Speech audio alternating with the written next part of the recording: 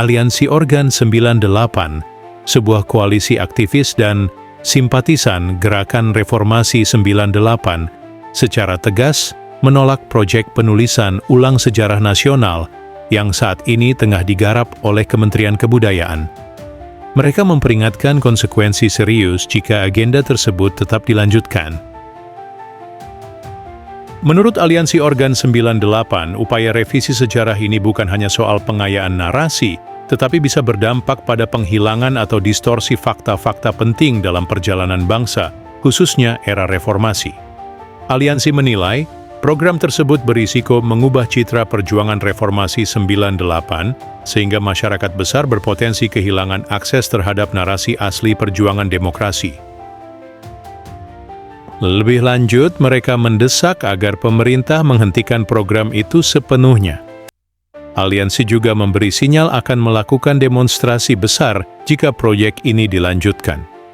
Isu ini mencuat bersamaan dengan rencana penerbitan materi sejarah baru dari Kementerian Kebudayaan yang kabarnya dijadwalkan dirilis pada pertengahan tahun ini.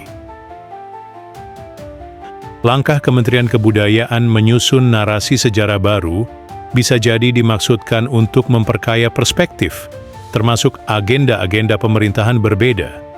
Tetapi Aliansi Organ 98 melihatnya sebagai upaya melemahkan legitimasi tokoh aktivis reformasi, yang terbukti telah menyumbang perubahan struktural terhadap sistem pemerintahan pasca Orde Baru. Aliansi ini khawatir bahwa penulisan ulang hanya akan menampilkan versi resmi yang bias, meninggalkan fakta-fakta tak nyaman seperti kasus pelanggaran HAM, kronologi jatuhnya Soeharto, dan peran serta mahasiswa dalam menegakkan demokrasi. Sejauh ini, belum ada tanggapan resmi dari Kementerian Kebudayaan. Namun, pernyataan Aliansi Organ 98 dipandang sebagian kalangan sebagai pintu masuk perdebatan terbuka antara pelestarian memori kolektif dan kepentingan politik narasi. Beberapa pengamat politik menilai menghentikan total proyek ini bisa meredam ruang dialog publik terkait revisi sejarah.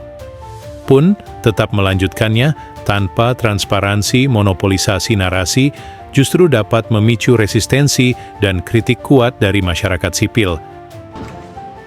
Selamat siang. Assalamualaikum warahmatullahi wabarakatuh. Shalom. Om Swastiastu. Salam kebajikan. Salam semangat 98 untuk kita semua.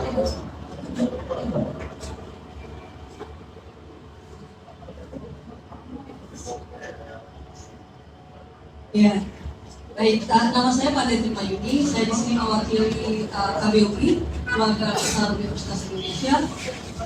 Saya 98 adalah Ketua Senat FISIP Universitas Indonesia. Dan sekarang saya selain memiliki usaha sendiri, saya juga adalah seorang dosen dan peneliti. Sehingga kemudian terkait dengan hal ini, mungkin bisa dicek ya di sini kawan-kawan media, siapa yang pertama kali mempersoalkan masalah penulisan sejarah nasional Indonesia ini. Kalau saya cek, itu saya yang pertama kali menulis, sekitar 3 bulan yang lalu. Judul tulisan saya adalah, apakah Anda tahu pemerintah sedang menggodok penulisan kembali sejarah Indonesia? Itu pada waktu itu saya menulis, saya sebarkan di WA Group, dan juga kemudian dimuat oleh beberapa teman media, dan rata-rata sudah bilang tidak tahu. Pekerjaan sepenting ini tidak tahu, bahkan teman sejarah.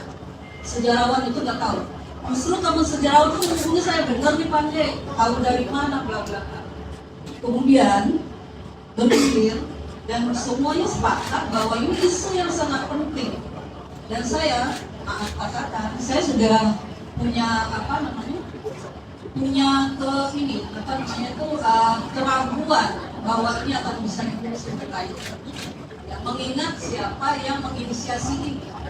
Karena seharusnya kan sejarawan, ini seharusnya adalah sejarah yang dibangun, sejarah kemudian kalau penulis kalau penulisan sejarah gitu ya, karena saya akan latar belakang juga itu kan mesti dia itu diinisiasi diinisiasi oleh para sejarawan, dan juga kalau perbaikan itu sifatnya mengikuti periodisasi yang sudah ada.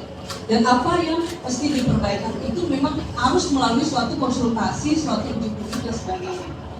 Tapi sejak awal itu prosesnya ini tidak ada yang tahu.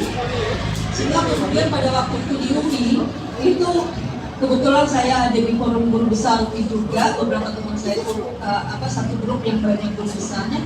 Mereka tanya, misalnya kayak saya saja ya, Profesor Sarkuain tanya, kan ini benar. Dan saya di sini ya sudah kasih kisi-kisi, dan kisi-kisi saya itu terbukti semua. Saya mempertanyakan mengapa 98 khusus 98 ya, karena saya memang juga saya secara khusus bilang di sini bahwa patut dikritisi secara khusus adalah jilid 6, 7, 8, 9, dan 10. Karena jilid-jilid ini bisa dikatakan sebagai sesuatu yang kritis, berhubungan dengan politik, kekuasaan, dan penciptaan diskurs. Sehingga kemudian beberapa peristiwa sejarah yang ditulis sebelumnya terdapat peristiwa atau pelaku sejarah yang tidak muncul dalam komposisi penulis ini, atau pelaku sejarah yang dihilangkan. Yang saya sudah menyatakan misalnya dalam jilid 6 itu tentang pergerakan kebangsaan, itu gerakan perempuan tidak muncul sama sekali. Padahal itu gerakan perempuan merupakan satu benih cikal bakal terjadinya Hari Ibu 22 Desember. Itu tidak muncul. Jilid 7 tentang peran kemerdekaan Indonesia, itu mereka menyatakan ada satu bagiannya adalah topiknya adalah tentang gangguan keamanan dan pemberontakan. Tapi saya bukan cenayang ya. Saya pikir apakah di sini kemudian ada satu peristiwa yang disebut dengan pemberontakan yang berkaitan dengan rezim sekarang, apakah di sana dimasukkan atau enggak? Sebelum saya baca saya sudah berpikir dimasukkan ada enggak? Ternyata dugaan saya tidak dimasukkan. Tapi pada saat ini juga saya, teman-teman sudah bisa mengira ya kira-kira apa. Tapi kemudian pada mengira, karena saya pada menulis ini, saya belum tahu sebenarnya petanya, sehingga saya cuma menulis seperti saya bilang bahwa hanya membahas tentang 4 peristiwanya yang selainnya tidak. Ini yang kemudian Prof. Idris tanya yang tadi maksudnya tidak maksudnya begitu ya. Saya cuma tadi memikir lain saja sebenarnya ya, gitu kan. Nah, terus kemudian yang Orde Baru mereka masukkan 67 sampai 98. Nah, ini saya bilang itu mengapa sebagian besar bab-babnya diberi judul pembangunan. Kita udah bisa lihat kan arahnya gimana. Masa 32 tahun Orde Baru berkuasa, itu judulnya pembangunan semua. Misalnya pembangunan demokrasi Pancasila di dunia, terus pembangunan pendidikan, pembangunan dan perubahan sosial, wawasan Nusantara dan NKRI. Terus kemudian terhadap berbagai macam perlawanan masyarakat terhadap Orde Baru, itu diberi judul hanya sebagai reaksi terhadap pembangunan. Dan itu hanya 2 aja yang masuk, yaitu peristiwa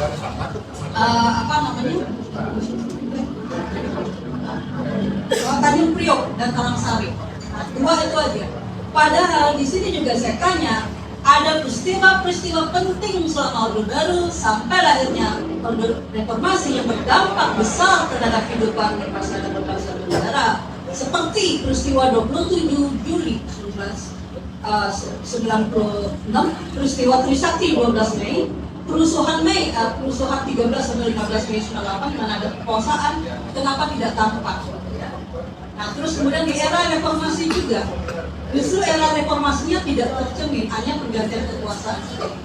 Nah, itu sebenarnya sejak awal ini sudah bisa kita lihat ke arahnya kemana, ya, arahnya kemana. Dan itu yang pertanyaan pertama, dari segi prosesnya kita bisa lihat bahwa ini adalah sangat tertutup.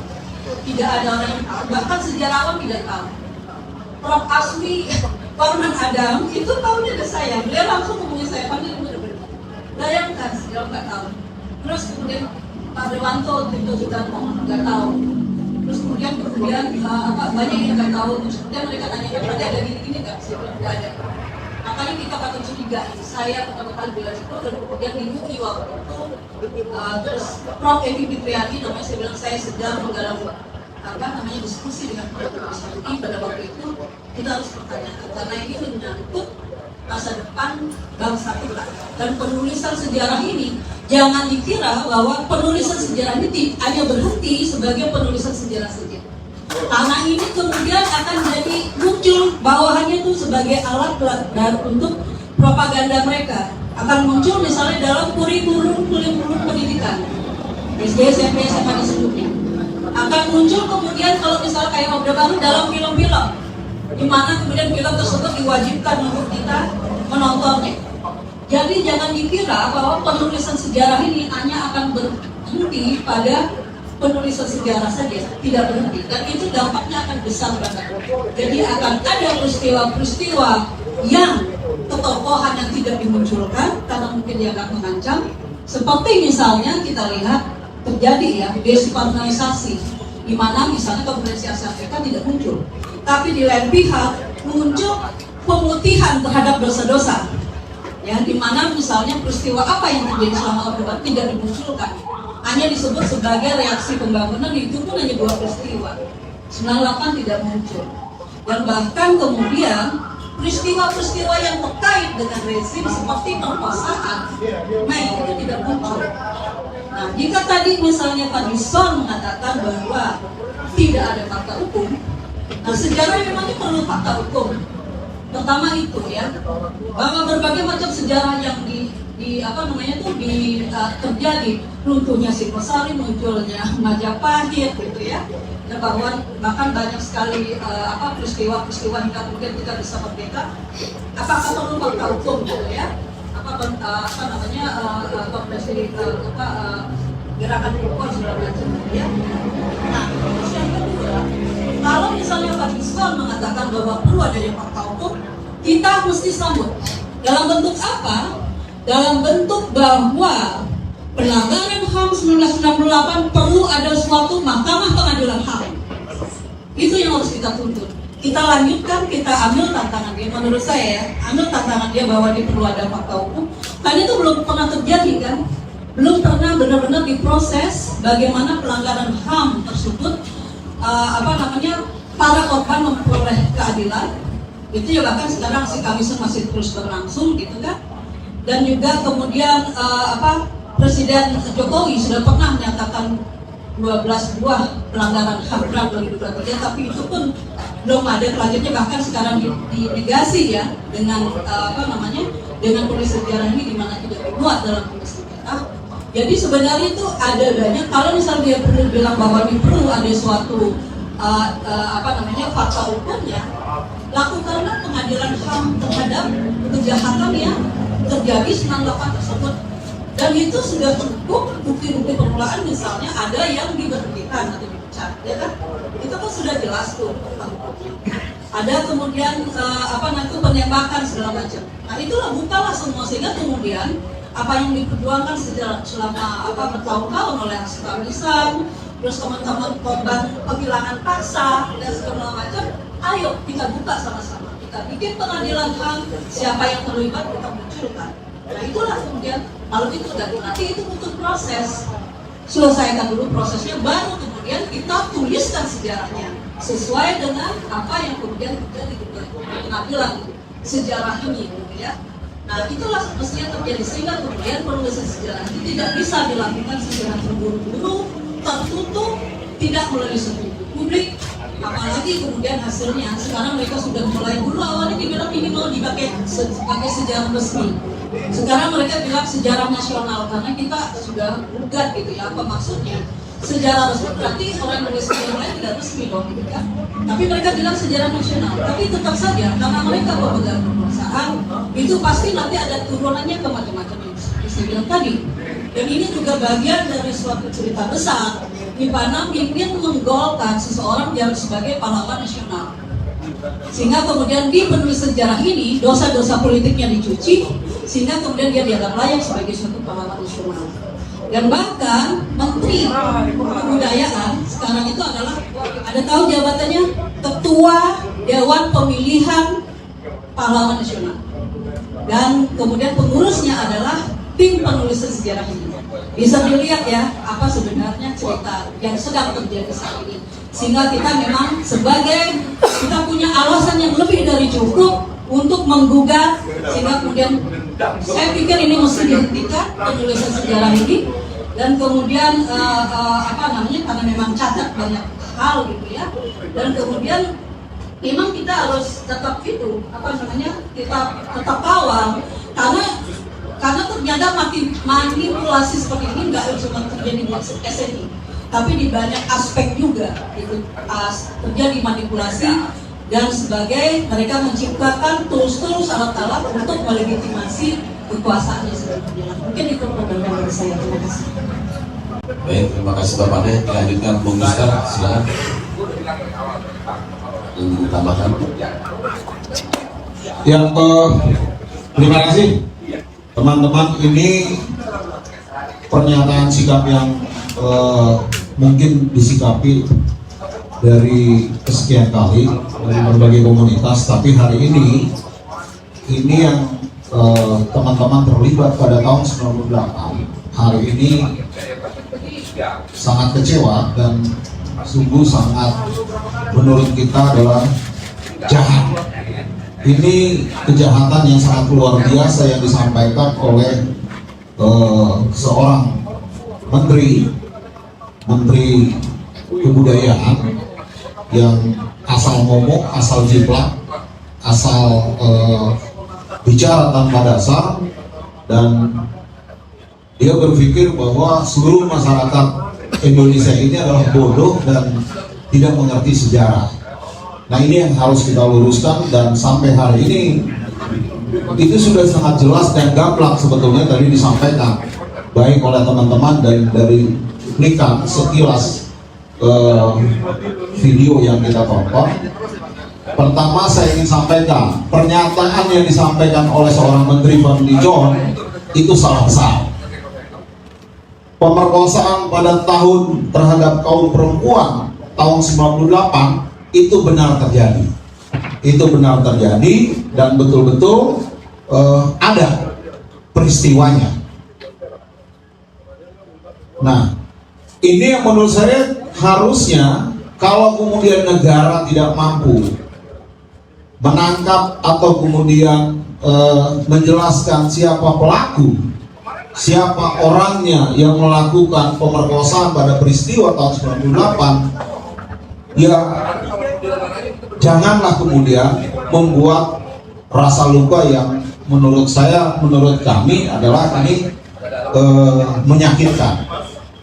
Ini sama halnya negara tidak mampu memberikan rasa keadilan, malah justru membuat rasa luka itu jauh lebih pedih bagi siapapun pada peristiwa itu. Nah, lebih baik harusnya Menteri Fadly John tidak menyampaikan asal bicara ini. Ini menyakitkan. Nah, menurut kami tidak pantas. Maka tidak ada pilihan, harusnya Presiden Prabowo berani mengambil sikap, mengambil keputusan. Ini orang seperti ini harus diberhentikan, dipecat. Kenapa? Ini penodai sejarah. Jelas-jelas sudah disampaikan oleh Presiden B.J. Habibie dalam pidatonya. Satu. Yang kedua, seingat kita pada tahun peristiwa 98 itu lahir ada satu Komnas Perempuan.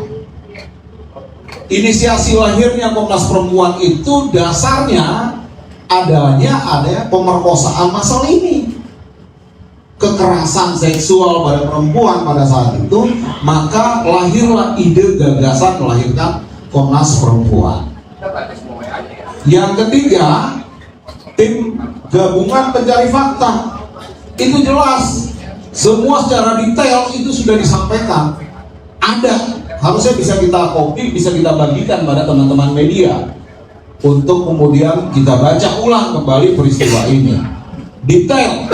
Nah, ini mungkin Pak Menteri Kebudayaan kita lupa ingatan atau apa sih, kita nggak ngerti, sehingga kemudian dengan sangat lantang berbicara menyampaikan bahwa peristiwa pemerkosaan kerusuhan Mei tahun 98 ini hanya sebatas rumor yang tanpa ada bukti dan fakta dan sebagainya. Nah, ini kami mengecam ya teman-teman dari berbagai media, ini tidak main-main. Lewat pernyataan hari ini tidak berhenti hanya di sini. ini akan menular kepada seluruh teman-teman daerah, seluruh teman-teman aktivis tahun 98 yang terlibat pada tahun 98 saat ini sudah marah dan sangat kecewa, dan kita minta Presiden Prabowo menghentikan secara tidak terhormat Fadlizon. Pecat. Jadi betul ini Menteri Sontoloyo. Menteri Sontoloyo yang asal jiplak gitu. Nampak sekali tadi yang disampaikan oleh Mbak tadi, ini kepentingan politisnya sangat terlihat ya. Kita tidak tahu ada desain politik apa. 2-3 bulan lalu itu bergulir bagaimana ada ide rencana untuk menghadiahkan Soeharto menjadi pahlawan. Belum 1-2 bulan saat ini Menteri Kebudayaan dia bicara tentang bahwa peristiwa tahun 98 khususnya pemerkosaan itu adalah hanya sebatas rumor, tidak ada bukti. Nah ini menurut saya adalah sepertinya ada desain sistematis yang sedang direncanakan oleh mereka untuk mengubur, menghapus sejarah ini. Nah ini tidak bisa kita biarkan. Mau tidak mau kami dari teman-teman 98 hari ini berkumpul menyampaikan secara sikap terbuka. Nanti banyak yang masih disampaikan, ada Om Hengki, ada Simpson, ada yang lain. Kira-kira itu sambil mengalir. Terima kasih mereka. Baik, terima kasih. Selamat siang, Assalamualaikum warahmatullahi wabarakatuh. Bung Karno mengingatkan bangsa ini, ketika bangsa ini masih bayi, jangan sekali-kali meninggalkan sejarah bangsa kita sendiri. Hari ini, seperti halnya Nugroho Noto Sutanto yang mengkonstruksi sejarah palsu Republik Indonesia sejak berdirinya Orde Baru, menutupi kejahatan Soeharto, sekarang dilanjutkan oleh Fadlizon mencoba memasukkan sejarah jilid berikutnya, mengamankan rejim dari kejahatan yang sudah dibuatnya. Ini adalah brutalisme sejarah. Sontoloyo. Ya, kami sepakat 23 Mei kami berkumpul di Sahid Jaya Hotel Ballroom menolak pencalonan Soeharto sebagai presiden karena dia adalah sejatinya penjahat. Yang layak jadi pahlawan adalah para korban yang tidak pernah dihargai oleh negaranya sendiri. Kenapa saya sebut ini brutalisme? Karena elit-elit negara, elit-elit bangsa ini betul-betul mencuekin, tidak menghargai, tidak ngewongke orang-orang kecil yang menjadi korban. Rejim menghisap, mengeksploitasi, menindas, menghegemoni, bahkan membunuh. Kita tidak boleh diam. Catat teman-teman rekan-rekan wartawan, kami akan terus melawan ketidakadilan. Ya, jangan dikira 27 tahun lalu kami melawan, 27 tahun kemudian kami diam. Korban tidak boleh diam. Bangkit, lawan. Kejahatan pertama, Fadlizon secara brutal, ya, dia adalah penjahat karena menghilangkan hak-hak korban. Yang kedua, negara tidak pernah menjalankan undang-undang yang dibuatnya sendiri, Undang-Undang Penganiayaan HAM tahun 2000, padahal laku beredar di mana-mana. Bahkan banyak yang sudah menjadi elit di negeri ini. Semua yang direhabilitasi malah pelakunya, bukan korbannya. Negara macam apa ini? Kalau kita ingat pesan Bung Karno tadi, kita sudah terjerumus pada lingkaran setan kekerasan yang pelakunya selalu jadi elit dan korbannya melulu menjadi korban selama-lamanya. Apakah kita bisa diam dengan fenomena sejarah yang palsu dan tidak pernah mendidik generasi kita ke depan? Kapan anak-anak bangsa akan terbebas dari sejarah masa lalu yang palsu? Kita harus bangkit melawan, membongkar kepalsuan sejarah. Dan saya kira rakyat Indonesia sudah sangat cerdas, pintar, banyak informasi tandingan, ya, yang ini tugas kita. Mari kita kampanyekan informasi-informasi yang sesungguhnya benar. Itu lahir dari para korban, itu lahir dari kesaksian para saksi, itu lahir sejarah, ya. Jangan diam. Ungkapkan itu. Sekarang ada medsos, ungkapkan sebanyak-banyaknya, seluas-luasnya. Kita permalukan para penjahat brutal itu, kita permalukan para elit pengkhianat bangsa itu, ya. Fadlizon pengkhianat, Fadlizon brutal, Fadlizon Sontoloyo Fadlizon sudah mengkhianati reformasi. Catat, dia adalah anggota MPR utusan pemuda, utusan golongan pemuda yang diutus oleh Soeharto tahun 97 sampai 99. Wajar kalau dia marah karena jabatannya kita ganggu di 98, kita lengserkan Soeharto dan dia tidak punya jabatan lagi. 20 tahun kemudian, 2014 ya, baru dia terpilih lagi jadi anggota DPR. Sekarang dia hianati lagi bangsa ini. Catat, mengkhianat bangsa. Fadlizon kami tantang 30 hari lagi tidak minta maaf, kami duduk kantornya. Kami akan duduki 15.000 aktivis 98 seluruh Indonesia.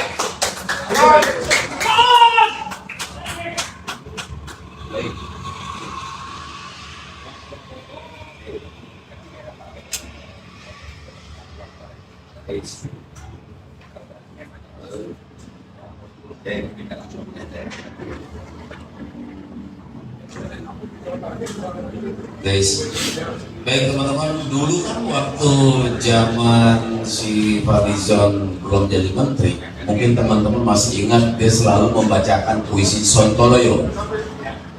Dan sekarang kita akan kembalikan si Sontoloyo itu dengan puisi untuk Fadlizon. Menteri Sontoloyo, kau bilang tidak ada pemerkosaan massa, padahal data dan fakta terungkap jelas. Menteri Sontoloyo, kau bilang rumor dan minta bukti fakta. Menteri Sontoloyo, kau ingin menghapus fakta sejarah bangsa. Menteri Sontoloyo, kau melukai hati para korban tragedi Mei 98. Menteri Sontoloyo, kau adalah anggota MPR utusan golongan pemuda dari rezim Orde Baru di tahun 97. Menteri Sontoloyo, pecat Fadlizon, Menteri Sontoloyo.